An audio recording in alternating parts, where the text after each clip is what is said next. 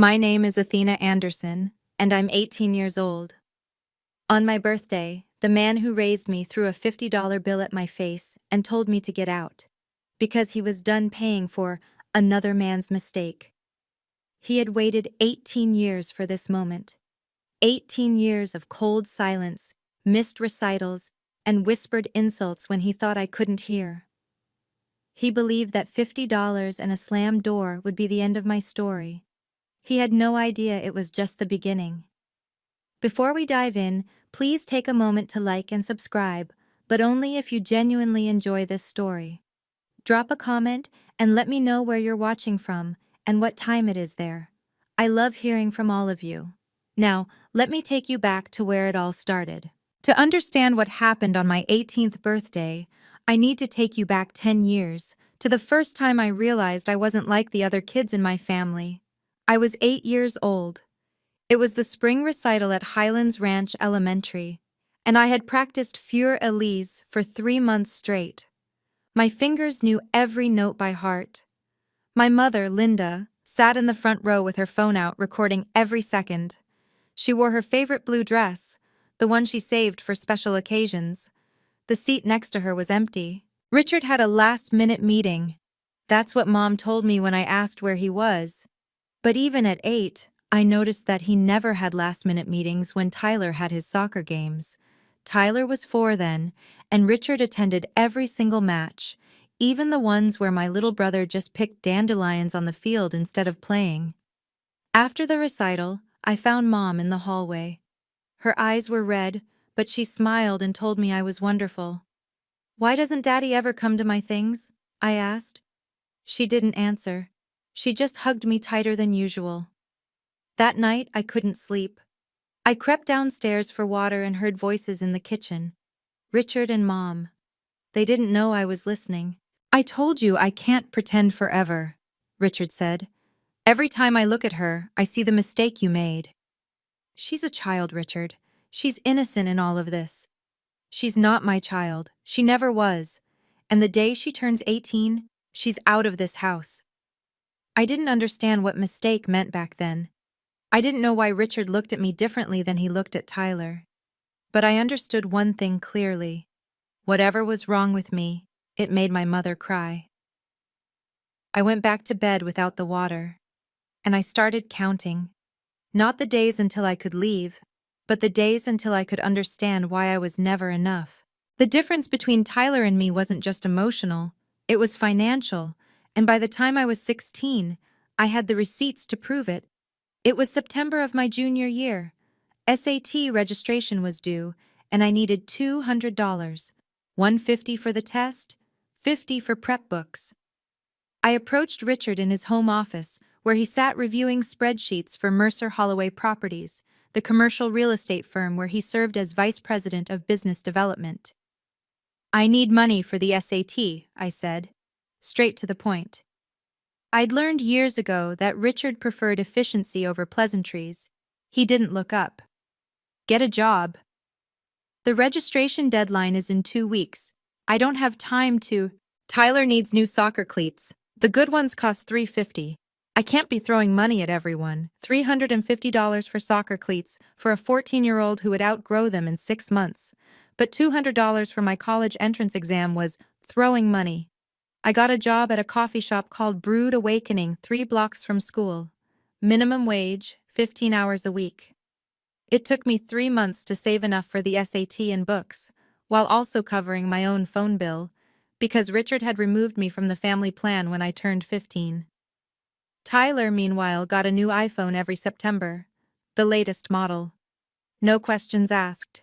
When my SAT scores came back, 1480 out of 1696th percentile, I left the report on the kitchen counter where everyone could see it.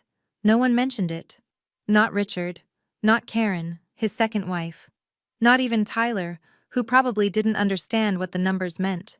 Mom would have been proud. She'd been gone 4 years by then, taken by breast cancer when I was 12. But I like to think she was watching somehow. I didn't ask Richard for money again after that.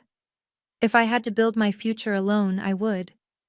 But I also kept a record of every disparity, every slight, Every dollar that went to Tyler instead of me. I didn't know it then, but that record would become important later. My mother died on a Tuesday in November. She was 41 years old. I was 12. The cancer had been aggressive, 14 months from diagnosis to the end. I spent most of that year sitting beside her hospital bed, reading aloud from her favorite books, while the machines beeped their steady rhythm. 3 days before she passed, Mom asked the nurses to give us privacy. She was weak, her voice barely a whisper, but her grip on my hand was surprisingly strong. "There's a letter," she said. "In my jewelry box, the one with the roses on the lid." I knew the box. It sat on her dresser, filled with pieces she never wore anymore.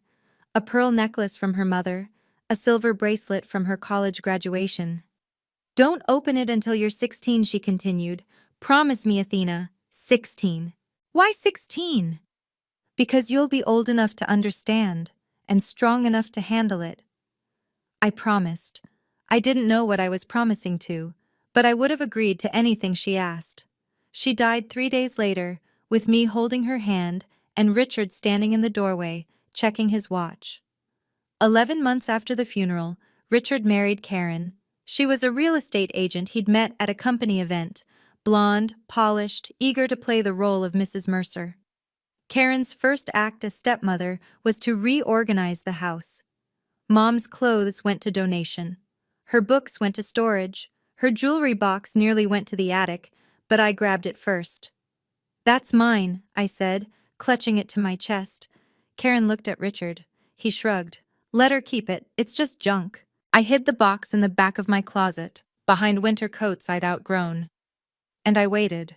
4 years. That's how long I kept my promise. I had no idea that one letter would change everything. On my 16th birthday, I opened the jewelry box. It was a Saturday morning. Karen had taken Tyler to a travel soccer tournament in Colorado Springs. Richard was at the golf course, Cherry Hills Country Club, where he spent most weekends pretending to be more important than he was. I sat on my bed with the rose-covered box in my lap. My hands trembled as I lifted the lid and found the envelope tucked beneath a strand of pearls. My name was written on the front, in Mom's handwriting. Athena. The letter was 3 pages long, written on her personal stationery, dated August 15th, 2019, 2 months before her diagnosis. I read it twice before the words sank in.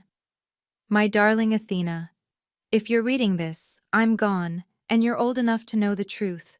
Richard is not your biological father. Before I married him, I had a brief relationship with a man named Marcus Holloway. It ended when he got engaged to someone else. I didn't know I was pregnant until after he was gone. Richard was pursuing me at the time, and I made a decision I've regretted ever since. I married him and let him believe you were his. He found out when you were 3. He discovered a DNA test I'd hidden. He's known the truth for 15 years, Athena. He chose to stay silent because he didn't want the embarrassment of admitting his wife had been with another man.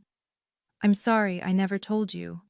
I was afraid of losing you, but you deserve to know who you are. Marcus never knew about you. That wasn't fair to him either." This letter has been notarized and filed with my attorney, Eleanor Vance, at Vance and Associates. She has instructions to help you if you ever need it. You are not a mistake, Athena. You are the best thing I ever did. And your real father deserves to know you exist. All my love, forever. Mom. I sat there for an hour, reading the letter over and over. Everything finally made sense, and nothing would ever be the same. That night, I typed Marcus Holloway Denver into Google. The results were overwhelming. Marcus Holloway, CEO and co-founder of Holloway Capital Partners, a private equity fund specializing in commercial real estate and renewable energy. Assets under management, $2.3 billion. I stared at the number, billion, with a B. There were photos. A tall man with silver hair and sharp blue eyes, the same shade as mine. He wore tailored suits in most pictures, standing at podiums or shaking hands with governors and mayors. But the detail that made my heart stop was buried in a Denver Business Journal article from March 2022. Holloway Capital continues to dominate Colorado's commercial real estate market, outbidding smaller competitors in at least 7 major deals over the past decade. The article named one of those smaller competitors, Mercer Holloway Properties. I almost laughed. The company Richard worked for had Holloway in its name because Marcus had been a co-founder 20 years ago. They'd split over a business dispute, and Marcus had gone on to build an empire while Richard remained a vice president at the firm they'd started together. Richard hated Marcus Holloway. I'd heard him complain about that arrogant bastard at dinner parties, blaming Marcus for every deal that fell through, every contract lost to a higher bidder. And now I knew why Richard looked at me with such contempt. Every time he saw my face, he saw the man who had beaten him at everything: business, success, and apparently my mother's heart. The question now was simple. Did Marcus Holloway want to know I existed? I waited 6 months before reaching out. I needed to be strategic. In September of my senior year, I wrote a letter to Marcus Holloway. Not an email, a physical letter, sent to Holloway Capital Partners headquarters in downtown Denver. I included a copy of Mom's letter and a simple request: an independent DNA test to confirm the truth. 2 weeks passed. Then 3. I checked the mailbox every day, my stomach churning with a mixture of hope and dread. On day 18, a response arrived, not from Marcus directly, but from his attorney. The letter was brief and professional. Mr. Holloway was willing to undergo DNA testing at Gene Trust Labs, a certified facility. An appointment had been scheduled for October 15th. The test took 5 minutes. A cheek swab, some paperwork, a promise that results would arrive within 2 weeks. On November 8th, I received the report. Case number GT 2023-1108 AM. Probability of paternity, 99.97%. 3 days later, my phone rang. An unknown number with a Denver area code. Athena? The voice was deep, measured. This is Marcus Holloway. I just received the results. I couldn't speak. My throat had closed completely. I didn't know about you, he continued. Your mother never told me. But now that I know, I'm not going anywhere. I promise you that. I believed him. March 15th arrived cold and gray, the sky heavy with clouds that couldn't decide whether to rain or snow. I woke at 6:47 a.m., 13 minutes before my alarm. For a moment, I lay still, staring at the ceiling of the room I'd slept in for 18 years.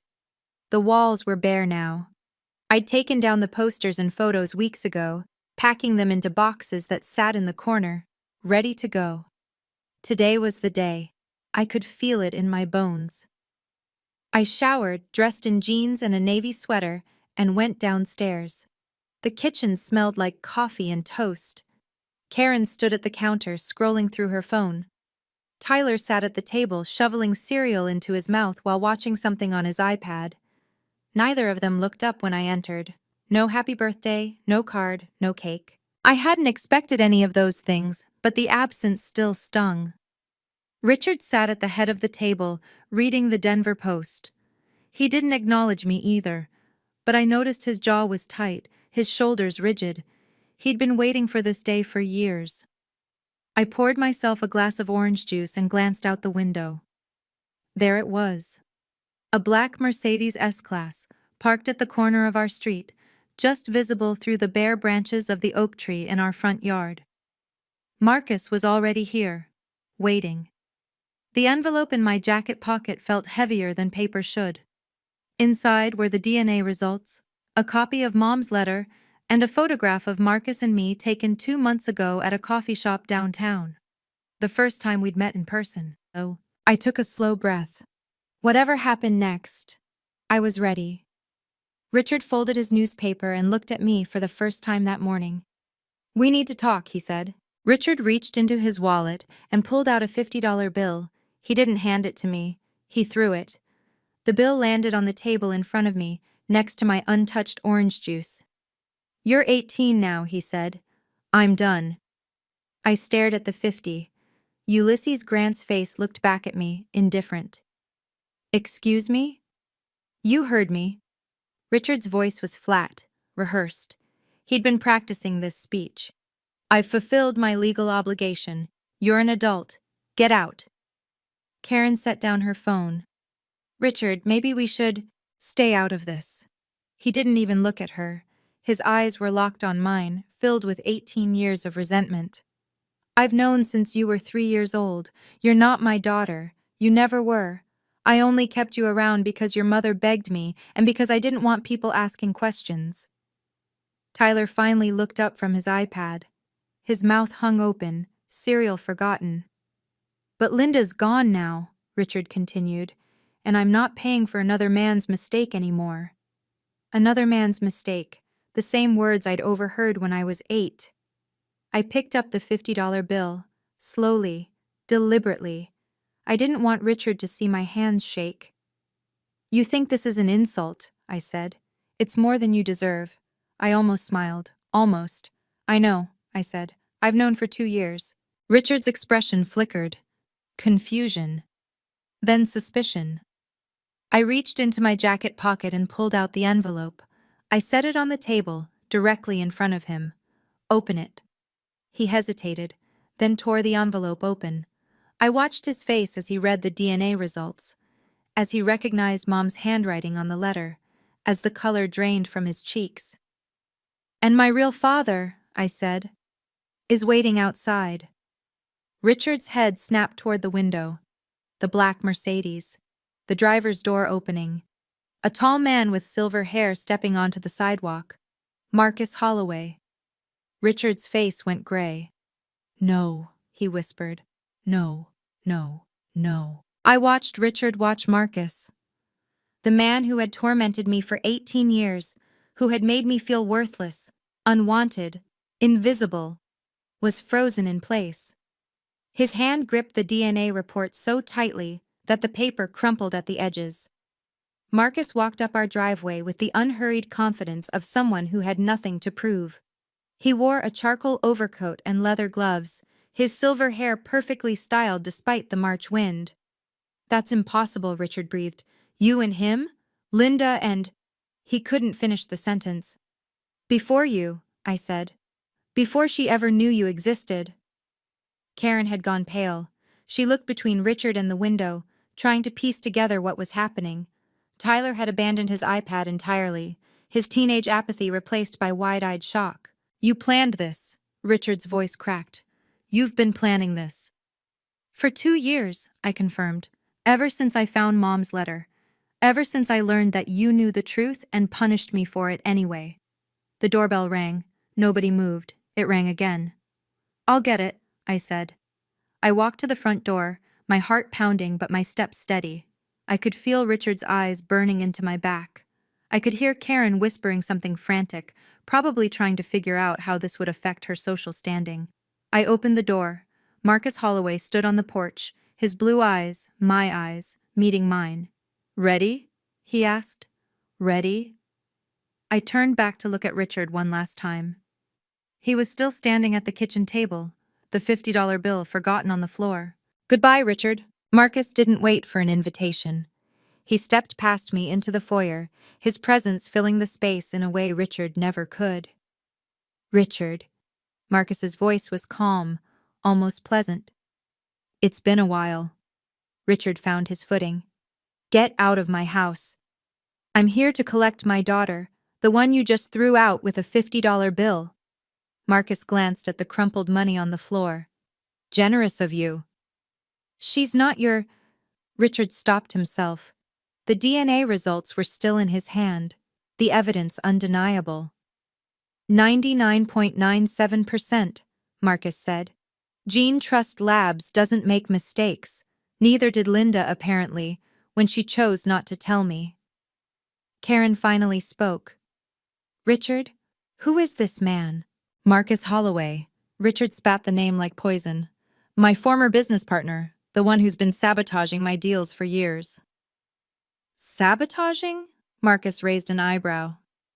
I believe the word you're looking for is outperforming. There's a difference. I stood by the door watching the confrontation unfold. Part of me wanted to intervene, but a larger part understood that this moment wasn't about me. It was about Richard facing the consequences of his cruelty. You think you've won something? Richard stepped closer to Marcus, his fists clenched. Taking her doesn't change anything. She's still Linda's mistake. She's still... Careful! Marcus's voice dropped, losing its pleasant veneer. That's my daughter you're talking about, and I've spent the last 6 months learning exactly how you've treated her. The words hung in the air. I know about the SAT money you refused, Marcus continued. The phone plan you cut, the trust fund you've been draining, all of it. Richard's face went from gray to white. How? It doesn't matter how. What matters is that everything you've done to Athena will have consequences, starting today. Marcus reached into his coat and produced a manila folder. He set it on the kitchen counter, directly in front of Karen, who flinched as if it might bite her. Linda left Athena a trust fund, Marcus said. $180,000 to be managed by her legal guardian until she turned 18. He flipped open the folder. That guardian was you, Richard. Richard's jaw tightened. I had every right to access those funds. Raising a child is expensive. Is it? Marcus pulled out a spreadsheet. Bank statements, highlighted and annotated. According to these records, you withdrew $47,000 over the past 5 years. For child-rearing expenses. He looked at me. Athena, did Richard pay for your SAT registration? No. Your phone bill? No. School supplies? Clothes? Extracurriculars? I paid for everything myself, with money I earned working at a coffee shop. Marcus turned back to Richard. So where did $47,000 go? Silence. Karen's eyes darted to the spreadsheet. I saw her expression shift. Not guilt exactly, but recognition.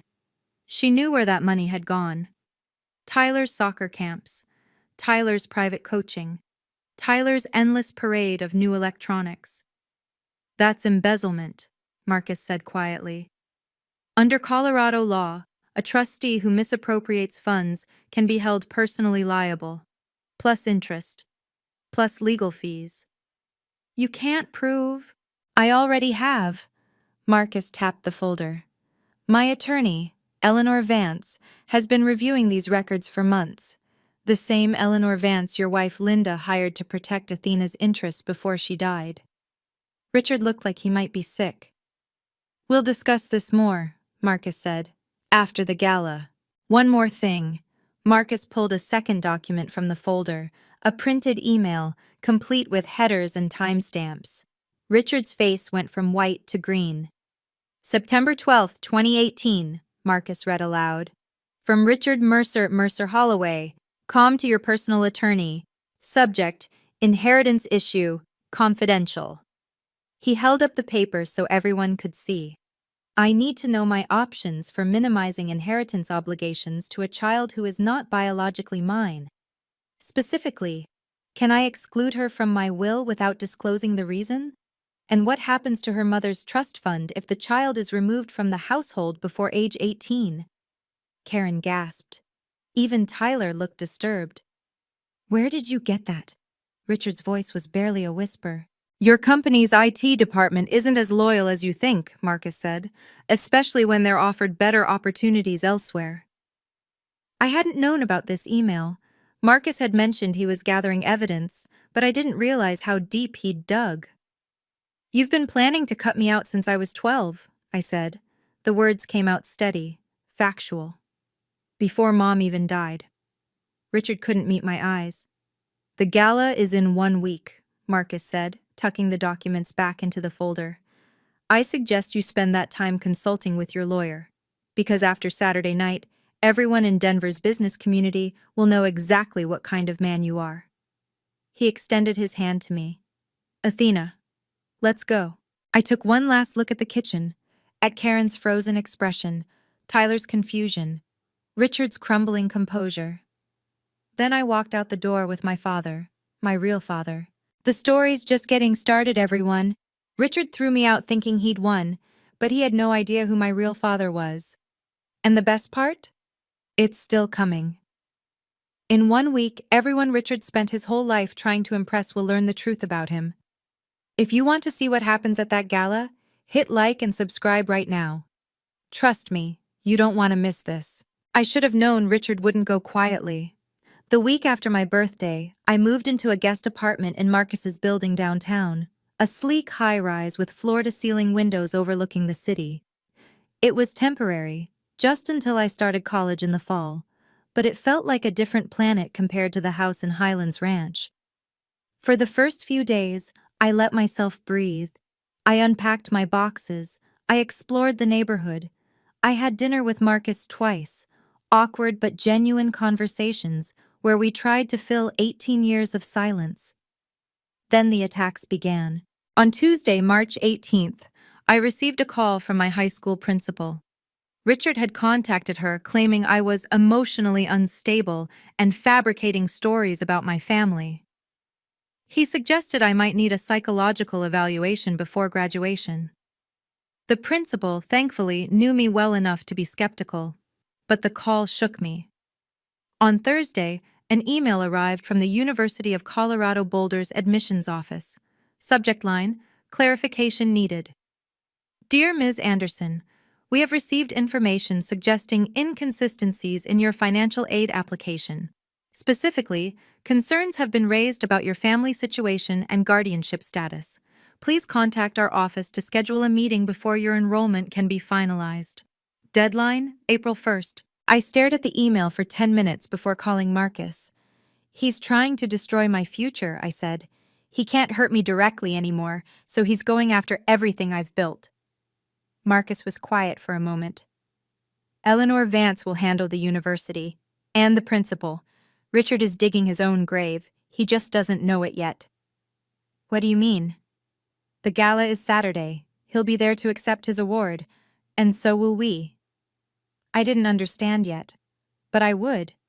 Richard wasn't just going to lose. He was going to lose in front of everyone who mattered to him. The 15th annual Denver Chamber of Commerce Charity Gala was the social event of the spring season. I learned this from Marcus, who explained it over dinner on Friday night, the eve of the event. 400 guests, he said, cutting into his steak. Business leaders, investors, city officials, everyone who matters in Denver's commercial real estate world will be there.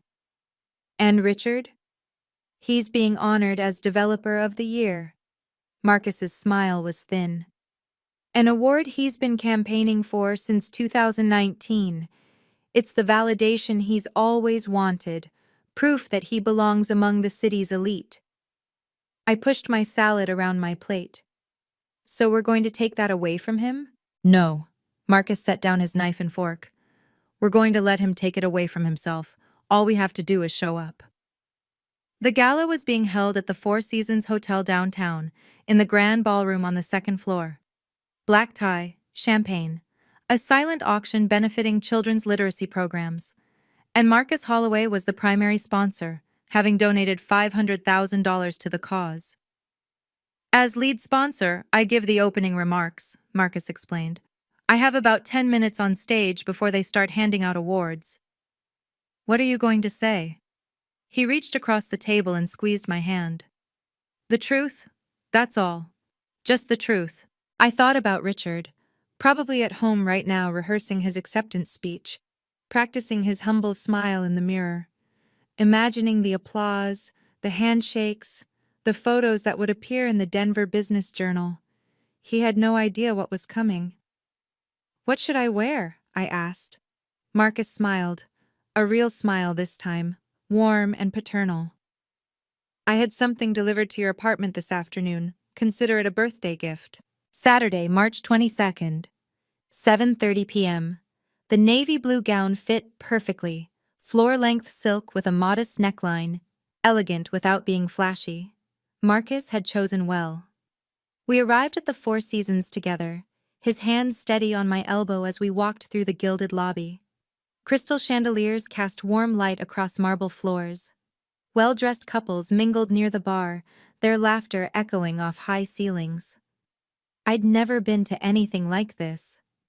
My world had been coffee shops and high school hallways, not ballrooms and champagne flutes. but I kept my chin up and my shoulders back, channeling every ounce of composure I developed over 18 years of surviving Richard's household. We entered the ballroom at 7:42 p.m. I know the exact time because I checked my phone, wanting to remember every detail. The room was stunning. Round tables draped in white linen, centerpieces of white roses and eucalyptus, a stage at the far end with a podium and a massive screen displaying the Chamber of Commerce logo. And there, near the bar, stood Richard. He wore a tuxedo that probably cost more than my entire wardrobe. Karen was beside him in a red dress, laughing at something one of the investors said. Richard held a champagne flute, gesturing expansively as he told some story about a recent deal. Then he saw me. The champagne flute froze halfway to his lips. His eyes moved from my face to Marcus, then back to me. I watched the color drain from his cheeks in real time. He excused himself from his group and strode toward us, his expression murderous. "What the hell are you doing here?" "I was invited," I said calmly. "My father is the lead sponsor." Several heads turned at the word father. Phones appeared in hands. Someone whispered. Richard's jaw clenched so tight I thought his teeth might crack. Richard had never been good at controlling his temper, especially after a few drinks. "Your father?" He laughed, a harsh, ugly sound. "Marcus Holloway is not your father. He's a con artist who's using you to get at me." The people around us had stopped pretending not to listen. A circle was forming, drawn by the promise of drama. "Richard." Karen appeared at his elbow, her face tight with alarm. "Not here, please." He shook her off. "No. Everyone needs to know what's happening here." He pointed at me, his finger trembling with rage. "This girl is not my daughter. She's the product of my late wife's affair, a bastard I was forced to raise for 18 years. Gasps, murmurs. I saw at least 3 phones rise, cameras pointed in our direction. "I gave her a roof over her head," Richard continued, his voice rising. "I fed her. I clothed her. And this is how she repays me? By showing up here with him?" I didn't respond. I didn't need to. Richard was doing all the work himself. "She's a liar and a manipulator, just like her mother was. Linda fooled me for years, and now her daughter is trying to do the same thing. Don't believe a word she says." The ballroom had gone quiet. Even the string quartet had stopped playing. I felt Marcus's hand on my shoulder. Steady, reassuring. "Are you finished?" I asked Richard. His face was red now, veins visible at his temples. "I'm just getting started. You think you can ruin me? You're nothing. You've always been nothing." I looked at him, really looked at him, for what might be the last time. "I don't need to ruin you, Richard. You're doing that yourself." From the corner of my eye, I saw Marcus walking toward the stage. It was time. The MC, a silver-haired woman in a black sequined dress, tapped the microphone. "Ladies and gentlemen, if I could have your attention, please. It's time to begin our program. Please welcome our lead sponsor and keynote speaker, Mr. Marcus Holloway." Applause filled the ballroom. Marcus climbed the steps to the stage with the easy confidence of a man who had addressed thousands of audiences. He shook the MC's hand, adjusted the microphone, and smiled out at the crowd. "Thank you all for being here tonight," he began. "The Denver Chamber of Commerce Charity Gala has raised over $12 million for children's literacy programs over the past 15 years. That's something we should all be proud of." More applause. Richard had retreated to his table, his face still flushed, Karen whispering urgently in his ear. "Tonight, I want to talk about something personal," Marcus continued. "About family, about the choices we make and the consequences that follow." A ripple of curiosity passed through the crowd. This wasn't the typical sponsor speech. 20 years ago, I made a choice that I've regretted ever since. I walked away from someone I cared about because I thought I had better options. I didn't know then that she was carrying my child. The whispers intensified. I saw heads turning, searching for context. 6 months ago, I received a letter from a remarkable young woman. She had spent 2 years researching her own history, gathering evidence, building a case. She did this not for revenge, but for truth. for the right to know where she came from. Marcus looked directly at me. That young woman is here tonight, and I'd like to introduce her to you, not as a secret, not as a scandal, but as my daughter. He extended his hand toward me. Athena, would you join me on stage? The walk to the stage felt like it took an hour. 400 faces watched me cross the ballroom floor. 400 pairs of eyes tracked my every step. I heard whispers. Holloway's daughter? Who is she? Did he say 18 years? I climbed the stairs and took Marcus's hand. He pulled me gently to his side, facing the crowd. This is Athena Anderson, he said into the microphone. Or, as I hope she'll allow me to call her someday, Athena Holloway, my daughter. The applause started slowly, then built. Not everyone clapped. Some were too stunned, others too busy processing, but enough did that the sound filled the room. Athena spent 18 years in a household that didn't want her, Marcus continued. She was told she was a mistake.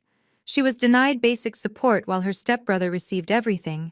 She paid for her own SAT registration by working at a coffee shop because the man who was supposed to be her guardian refused to give her $200. I saw Richard's table. His face was ashen. Karen had her hand over her mouth. The other guests at their table were leaning away, as if Richard's disgrace might be contagious. Despite all of that, Marcus said, Athena graduated with a 3.9 GPA. She scored in the 96th percentile on her SATs. She earned a partial scholarship to the University of Colorado Boulder. She did all of this alone, without help, without support, without anyone telling her she was worthy. He turned to me, his eyes glistening. I missed 18 years of your life, Athena. I can't get those back, but I can promise you this. From today forward, you will never be alone again. I couldn't speak. My throat was too tight, so I just nodded and squeezed his hand. The applause was deafening. Marcus gestured toward the side of the stage, where a woman in a tailored gray suit stood waiting. For those who might question the validity of what I've shared, allow me to introduce Eleanor Vance, senior partner at Vance & Associates. Ms. Vance has been the custodian of the documentation that proves Athena's parentage. Eleanor stepped forward, her presence commanding immediate respect. She was in her late 40s, with sharp features and the composed demeanor of someone who had spent decades in courtrooms. "Good evening," she said into the microphone. "I have in my possession the following documents. First, a notarized letter written by Linda Anderson Mercer on August 15, 2019, attesting to Marcus Holloway's biological paternity of her daughter Athena. Second, DNA test results from Gene Trust Labs, dated November 8, 2023, confirming a 99.97% probability of paternal match between Mr. Holloway and Ms. Anderson." She held up a folder, the same folder Marcus had shown Richard a week ago. "These documents have been authenticated and are available for legal review. There is no ambiguity here. Athena Anderson is Marcus Holloway's biological daughter." The room buzzed with reaction. I saw a reporter from the Denver Business Journal scribbling furiously in a notebook. Phones were out everywhere, recording, texting, posting. Richard's table had become an island of silence. The other guests had physically shifted their chairs away from him. No one wanted to be associated with what was unfolding. "One more thing," Eleanor added. "I am also in possession of financial records indicating that Richard Mercer, as trustee of Athena's inheritance from her late mother, withdrew $47,000 from her trust fund over a 5-year period. Legal proceedings to recover those funds will begin Monday morning." Richard stood abruptly, knocking over his champagne glass. He didn't say a word, he just walked out. He didn't get far. Richard made it about 10 steps toward the exit before someone called out, "Running away, Mercer?" He stopped, turned.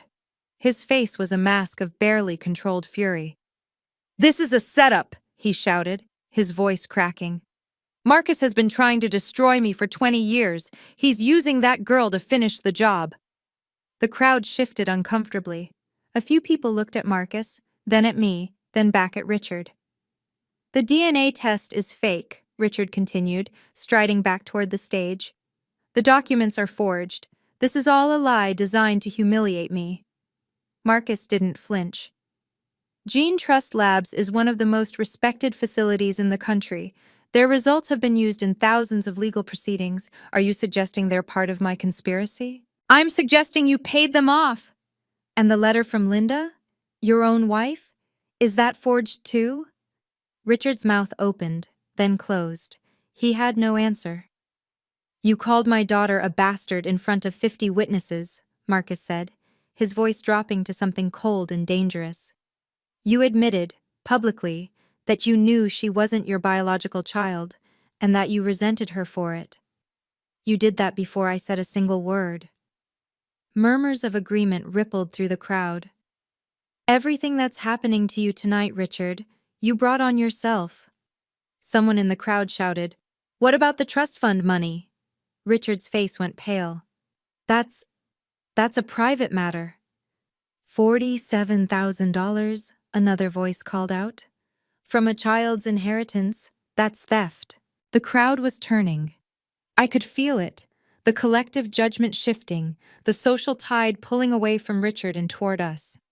Karen appeared at his side, tugging his arm. "Richard, we need to leave, now." This time he didn't argue. They fled through the side door, leaving their table empty.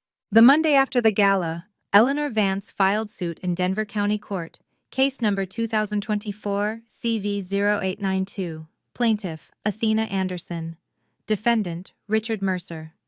The complaint was straightforward: breach of fiduciary duty, misappropriation of trust funds, and failure to properly manage assets held for a minor beneficiary. We were seeking full recovery of the $47,000 Richard had withdrawn, plus interest at 8% annually, plus attorney's fees. "The evidence is overwhelming," Eleanor told me during our meeting that afternoon. Her office was on the 17th floor of a downtown high-rise, with views of the mountains to the west. Bank statements, withdrawal records, signed authorizations, all in Richard's name. "And we have your testimony about what you actually received. Nothing. What happens now?" "Richard has 30 days to respond. He can settle or he can fight. But fighting means discovery, and discovery means we get access to all his financial records." She smiled slightly. "I don't think he wants that." I thought about the email Marcus had shown me, the one where Richard asked his lawyer about cutting me out of the will. If that email existed, what else was hidden in his files?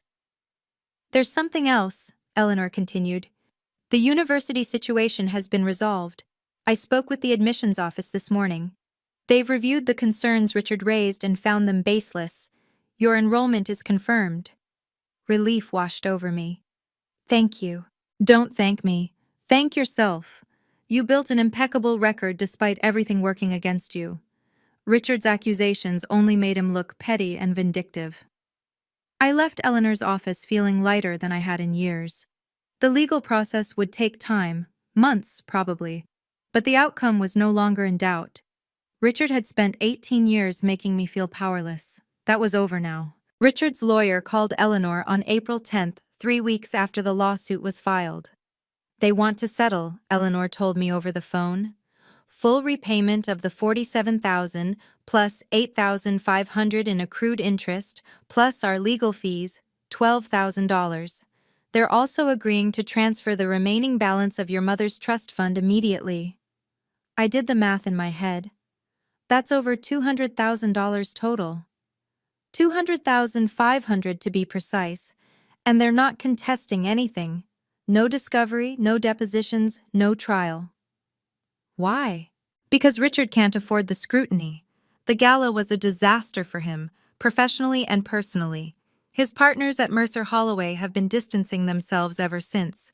A prolonged legal battle would only make things worse. The settlement was signed on April 15th, exactly 1 month after my 18th birthday. I didn't attend the signing. I didn't need to see Richard's face as he wrote the check. I didn't need his apology, which, according to Eleanor, he didn't offer anyway. What I needed was closure, and that's what I got. The money was deposited into my account 3 days later. I stared at the balance on my phone screen for a long time. $200,500. It wasn't about the money, really. It was about being seen, being acknowledged, being told, finally, that what happened to me was wrong. Richard had spent 18 years treating me like I was worthless.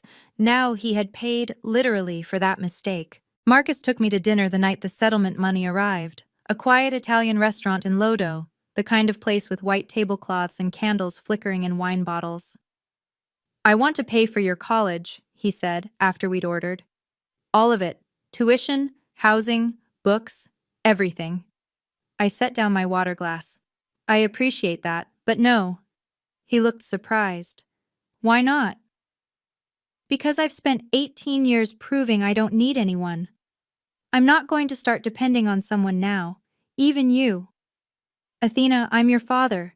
It's not dependence, it's family." "I know." I reached across the table and touched his hand. "And I'm grateful you're in my life.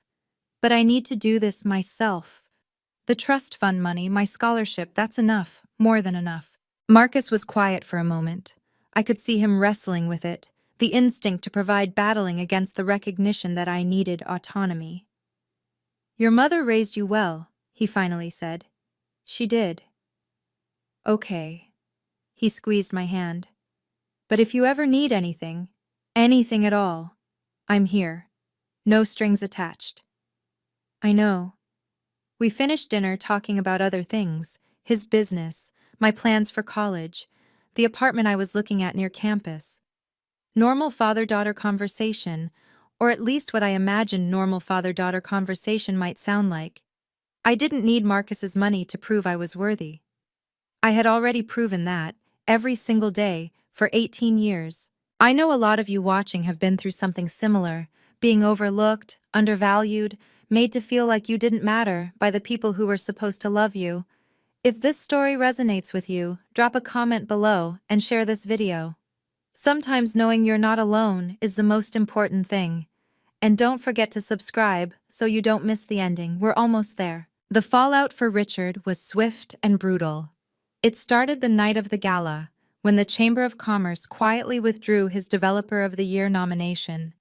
No announcement, no explanation, just a brief email to attendees the next morning stating that, due to unforeseen circumstances, the award will not be presented this year.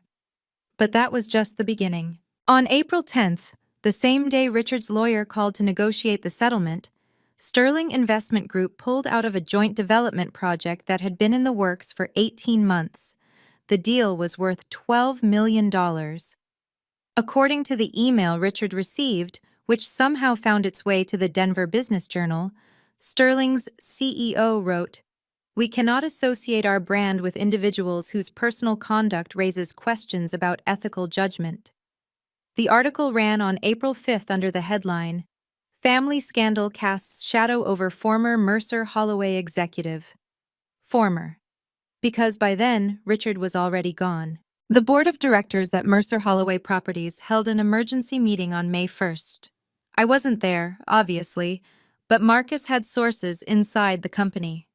The vote was unanimous. Richard would resign effective immediately, with a modest severance package and a strict non-disclosure agreement. The official press release cited personal reasons and a desire to spend more time with family. No one believed it.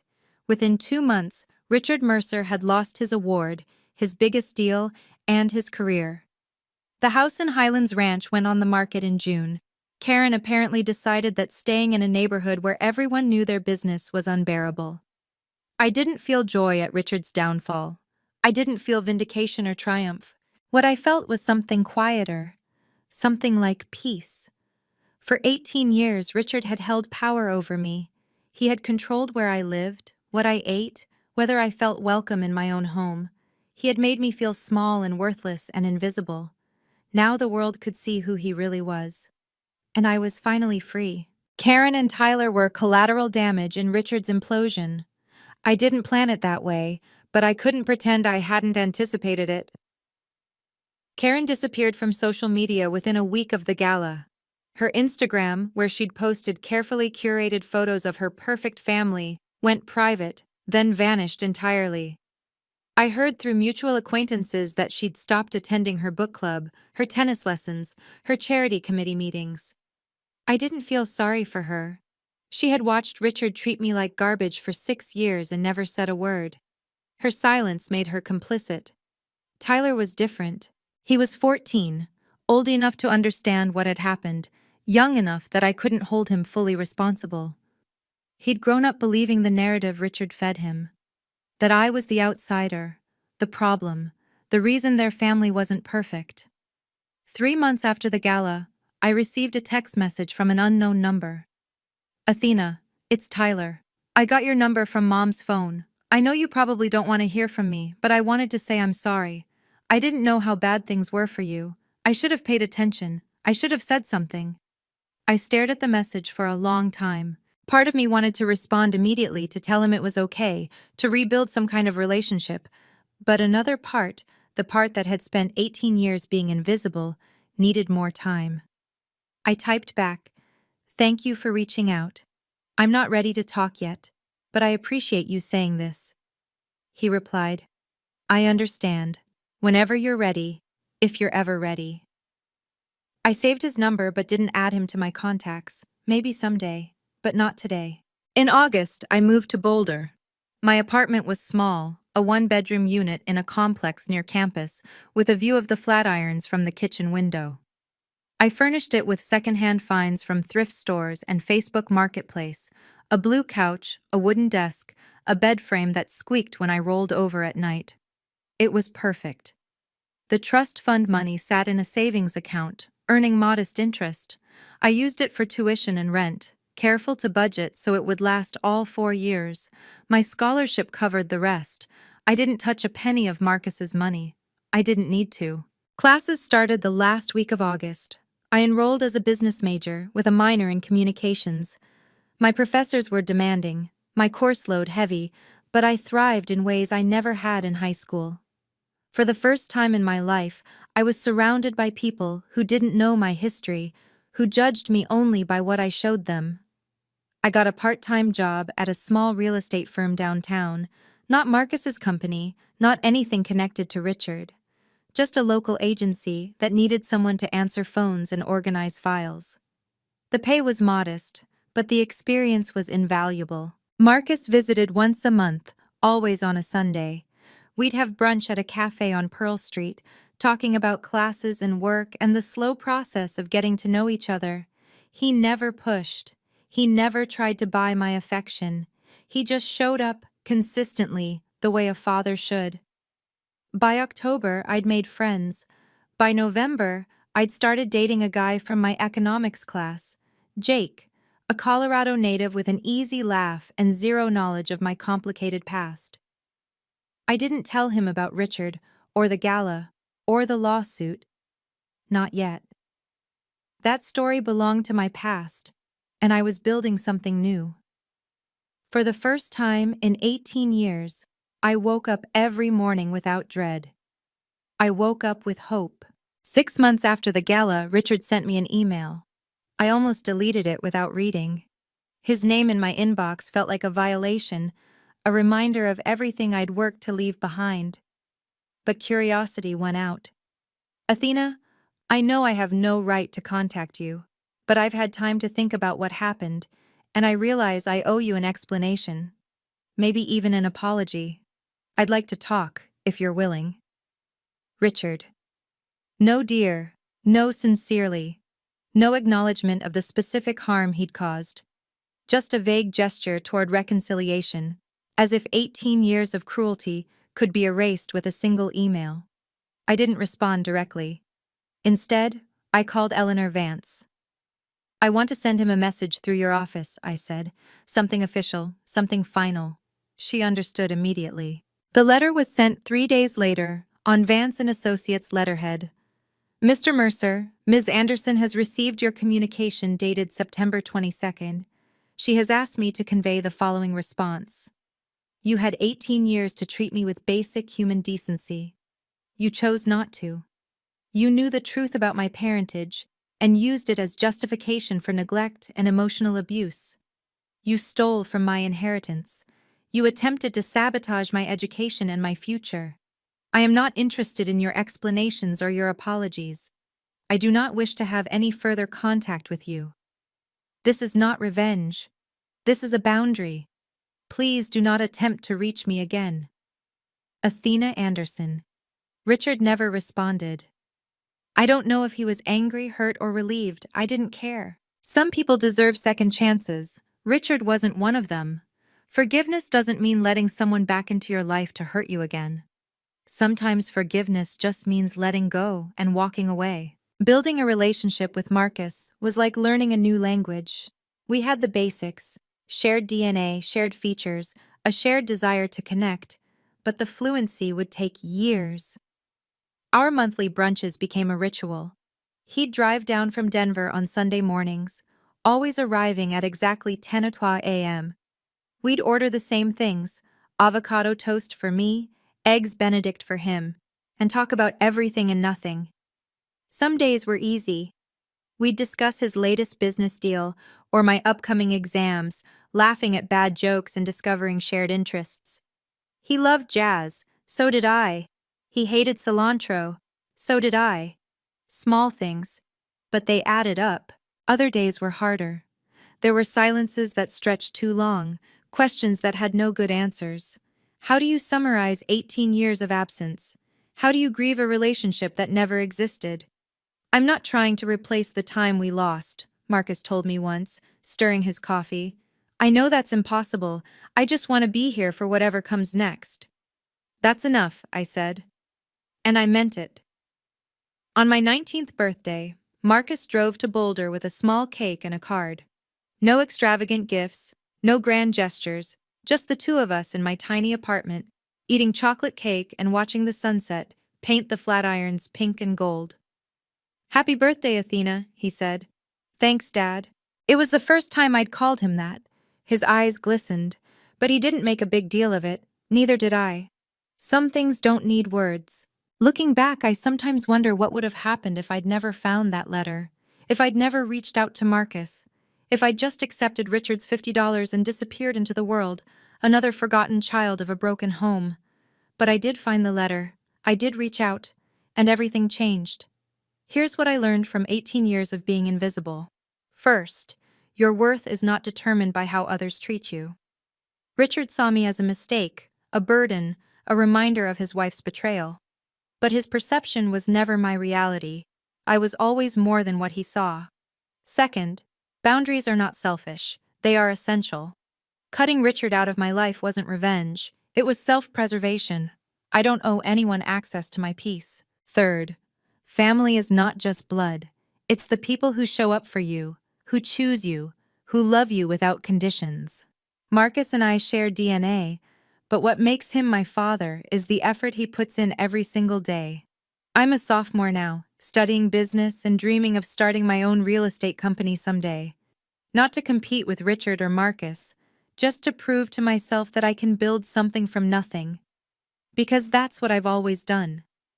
If you're watching this and you've ever felt overlooked, undervalued, or invisible, I see you. Your story isn't over. The people who dismissed you don't get to write your ending. You do. Thank you for staying until the end of my story.